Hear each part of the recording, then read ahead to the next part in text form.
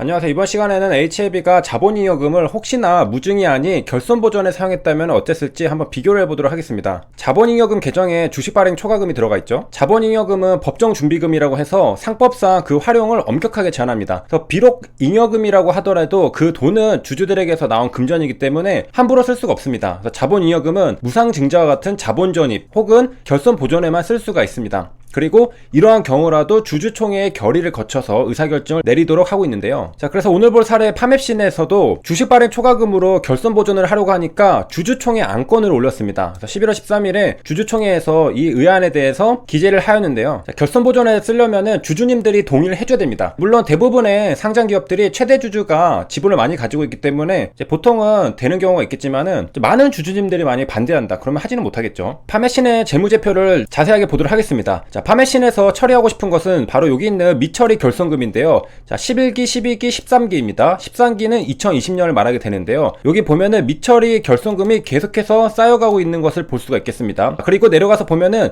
연결 단기 순손실, 괄호가 안 쳐져 있기 때문에 흑자라고 생각할 수 있겠지만은 순손실이기 때문에 이것들이 전부 다 마이너스입니다. 이 단기 순손실이 쌓이기 때문에 미처리 결손금도 쌓여가고 있었던 것인데요. 자, 여기 보면은 미처리 결손금 36956이 있는데 2019년에 단기 순손실이 10158이 있습니다. 이거 두 개를 손실을 더해보면은 47128이 나오는 것을 알 수가 있겠고요. 자, 마찬가지로 요 47118에 2010년 반기 연결 단기 순손실을 더하면은 60503이 적히는 것을 볼 수 있겠습니다. 그러니까 미처리 결손금이 단기 순손실들이 쌓이면서 계속해서 누적이 되고 있었던 상황입니다. 그리고 이렇게 쌓여오던 게 단위가 지금 100만원이니까 요게 600억 원입니다. 1, 2년 전만 해도 대략 300억 원대였는데 600억 원 되니까 꽤 금액이 커졌잖아요. 그러니까 이제 처리를 좀 해야 됩니다. 자, 그래서 파맵신에서는 미처리 결손금을 처리하기 위해서 자본준비금이었던 주식발행 초과금으로 이 결손을 보존하겠다, 이렇게 결정을 하게 된 것이고요. 자, 그리고 결정하게 될 당시의 주가 흐름은 이러한 상태입니다. 딱히 오르지도 내리지도 않는 횡보하는 상태였다는 것을 알 수 있는데요. 이전에 파밀셀이 주식 초과 발행금으로 무상증자 결정할 때는 고가가 29%, 종가가 25%로 장대 양봉이 떴던 6월 15일이 있겠습니다.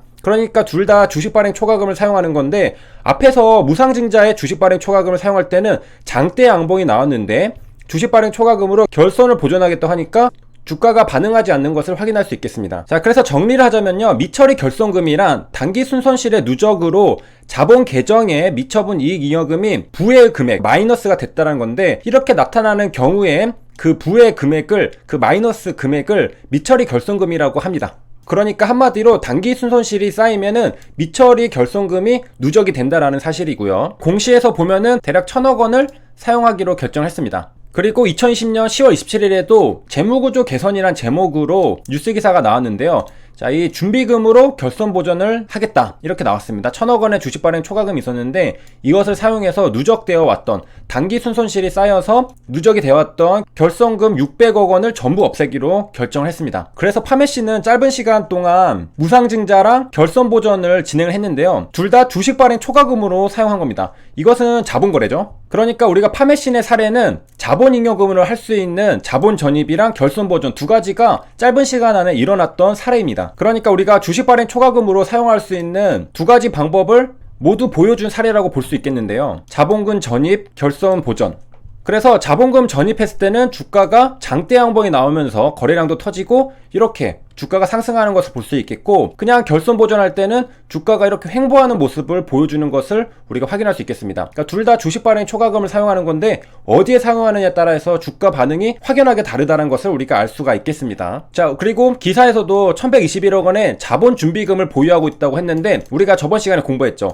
상법상 자본잉여금은 자본준비금으로 회사 내부에 보유하고 있어야 합니다. 법정준비금이고요. 주주들이 낸 돈이기 때문에 함부로 쓸 수가 없습니다. 주총을 해야 되죠. 그리고 중요한 결정이기 때문에 주총에서 결정을 해야 됩니다. 만약에 이제 주총 결의가 통과가 된다면은 결손을 전부 다 없앨 것으로 보인다. 왜냐하면은 결손은 600억 원이었는데 자본준비금은 대략 1000억 원대로 가지고 있잖아요. 그래서 전부 다 없앨 수 있는 자본준비금을 가지고 있습니다. 우리가 저번에 살펴봤듯이 결손금을 전부 없애면은 누적 결손금은 이제 0이 되죠. 그리고 거기에 이제 주식발행 초과금을 썼으니까 그만큼 주식발행 초과금은 줄어들게 됩니다. 자, 그래서 우리가 파메신의 사례처럼 재무제표에 정도의 결손금이 많은 기업의 경우에는 재무구조 개선을 위해서 주식 발행 초과금으로 결손 보전을 하기도 합니다. HLB 같이 무상증자를 하는 경우도 있고 자본금을 채워 넣는 거죠. 그런데 결손을 없애는데도 사용할 수 있다라는 것을 살펴봤고요. 자, 그리고 파메신의 주주총회 소집 공고를 보면요, 이것은 정기주주총회가 아니라 임시주주총회입니다. 12월 1일에 열리는 건데 굉장히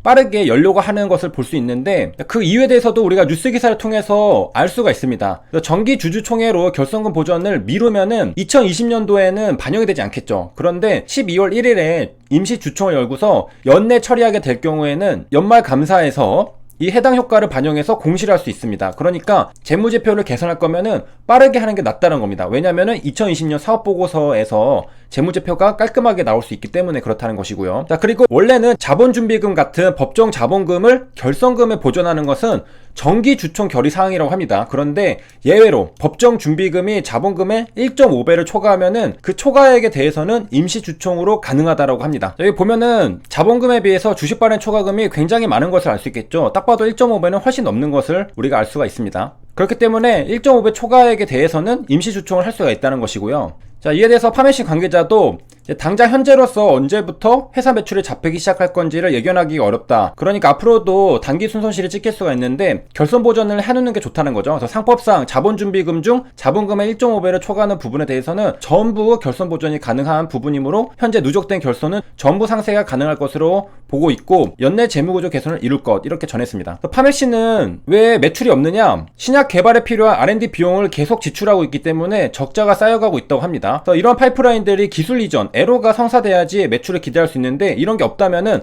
당장에 매출은 없다. 그래서 손실 누적을 피할 수 없는 상황이다. 이런 얘기입니다. 자, 그래서 파메신의 재무제표를 보면은 정말 놀랍게도 매출액이 하나도 없습니다. 2019년에 하나도 없고 2018년에도 2라고 적혀있는데 단위가 100만원이니까 200만원입니다. 그래서 매출은 하나도 없고 전부 다 손실로 찍히고 있는 상태라는 거죠. 근데 신약 개발은 이러다가 하나 에러가 터지던가 FDA 허가를 받던가 하면은 순식간에 엄청난 매출이 찍히게 되니까 그러한 것들을 기대를 해볼 수가 있겠습니다. 자, 그리고 이제 같은 제약바이오 중에 브릿지바이오도 최근에 재무건전성 확보 차원에서 주식 발행 초과금을 활용해서 500억 원 결손금을 100억 수준으로 줄였다라고 합니다. 자, 이렇게 해서 최근에 무상증자, 주식발행 초과금 등에 대해서 이제 많이 공부를 해봤는데요. 자, 정리를 하자면은 주식발행 초과금은 주식을 발행하고 남은 돈입니다. 주식을 발행했는데 왜 돈이 남을까? 자본금 전입금액이랑 주식 판매 금액의 차이 때문에 발생을 한다. 자, 액면가를 기준으로 자본금은 전입이 되는 건데요. 액면가가 5,000원짜리 주식을 7,000원에 팔았다. 그럼 자본금 전입은 액면가에 따라서 5,000원만 되는 것이고요.